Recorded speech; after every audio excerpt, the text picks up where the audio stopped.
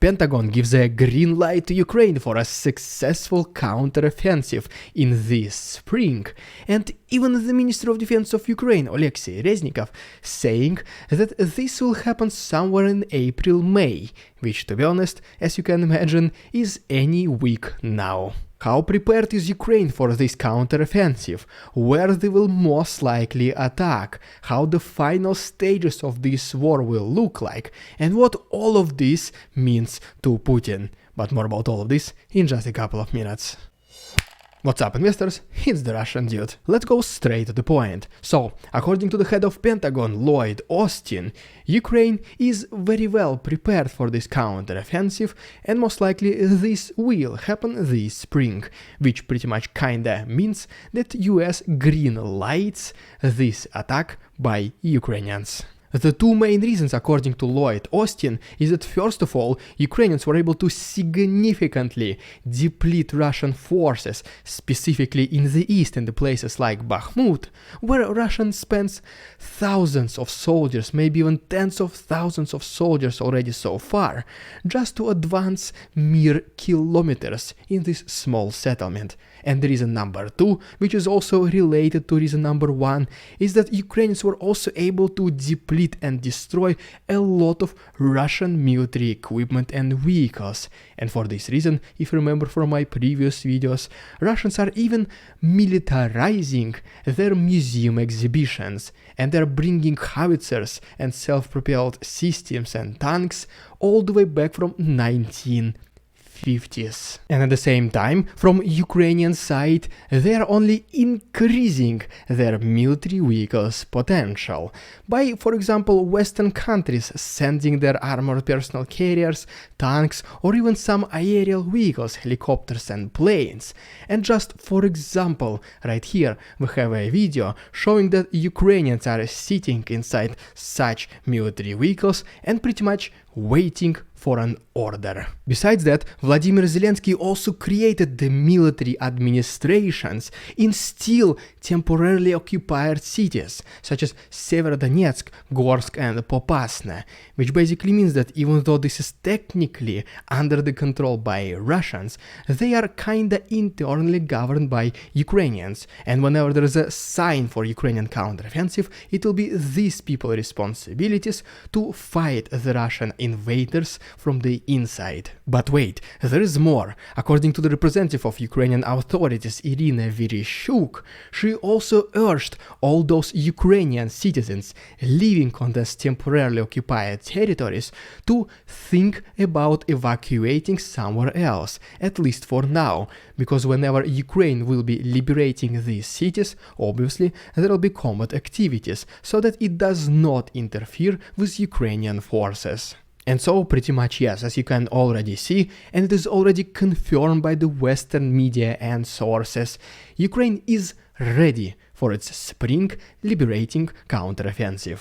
And this will be a true test for the Ukrainian forces, because for the last several months this war has been at kind of stalemate, which basically means that the morale and the ambitions of regular Ukrainian soldiers is not as high as during this liberating counteroffensive back in 2022, and so it will be responsibility of Ukrainian officers to boost this morale once again. In addition to that, even though Ukrainian soldiers have been trained to use the NATO military equipment, it is still going to be something relatively new for them, especially because this time Russians took, especially in the south, they took it to well fortify their existing positions. So basically what we have right now, Ukrainians will be using the equipment which they're kinda familiar with, advancing on the territories which have been heavily protected and mined by Russians. But at the same time, it is anticipated that as soon as Western countries see the potential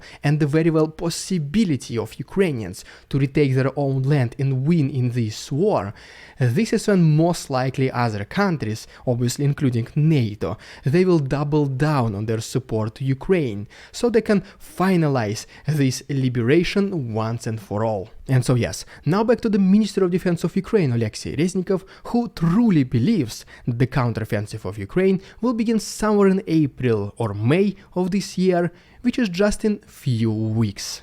And according to him, the reason why it is not happening right now, it is because Ukraine is still recovering from winter, which basically means that there is a lot of mud on the roads and the military vehicles are having extremely complicated times to pass through these roads. And then we have another reason by President Zelensky, who is saying that there is still not yet enough weapons for a 100% confident counteroffensive. Ukraine will launch it anyways, he says, but if they have just a little bit more, it will be pretty much a certain victory. And just before we go even further, can you please consider liking this video and subscribing to my channel if you don't want to miss any of this counteroffensive news that hopefully will come soon. Alright, so now let's continue. Even the Russian propagandists themselves, who in the past used to scream with so much hatred how easily they're gonna beat Ukrainians and take Kiev in 3 days, full of Nazis, right now they become kinda calm and pessimistic. They are saying that Ukrainians, they have a serious vehicles coming to the front lines, which will be extremely complicated for Russians to fight against. Especially because Russia once again have to use this military equipment which is more than 70-80 years old. The Russian propagandists even claim that the Ukrainian counteroffensive will be swift and relentless, and most likely they will attack somewhere in Melitopol to separate the south and east of Ukraine for easier liberation. But don't worry, we will talk about the potential attacks and the direction of Ukrainian attacks very soon. And so yes, just a couple more words about Reznikov. So, he says that even though Ukraine will start its counteroffensive very soon, the Western countries and especially NATO alliance, it needs to continue training Ukrainian soldiers and sending even more weapons, because this will guarantee the total and ultimate victory of Ukraine. And during one of the most recent meetings of NATO in Brussels, the representatives from the United States, they said that Kiev might expect all the support from the alliance as much as it is needed. And so, what are the options for an upcoming Ukraine's counteroffensive, where this can come from, and what can be the potential consequences? And at this very moment, I would say there are at least 5 of them. The option number 1 is that Russia continues to pressure in the east, most likely not give up, achieve some kind of success in Bakhmut and maybe in Avdiivka, and then they will use this and brainwash the Russian Z patriots that Russia somehow won in this entire war, special military operation. The option number 2 is that Ukraine will be completely successful and fast in their counteroffensive, and they will totally win in this war by the end of this year. The option number 3, which is related to option number 2, is that Ukraine still wins. They will liberate the majority of their territories by the end of this year, and next year, in 2024, this is when Ukraine will take care of Crimea. Option number 4 is that Ukraine will concentrate on liberating Lugansk and Donetsk regions, and maybe they will keep it as it is for at least near future. And finally, the option number 5, the least favorable to Ukraine, pretty much also not as favorable as option number 4, is that this war basically freezes and everything stays as it is for an extended period of time. And so, another question is, will Russia be ready to negotiate the peace, or they will not stop until they meet all of their objectives?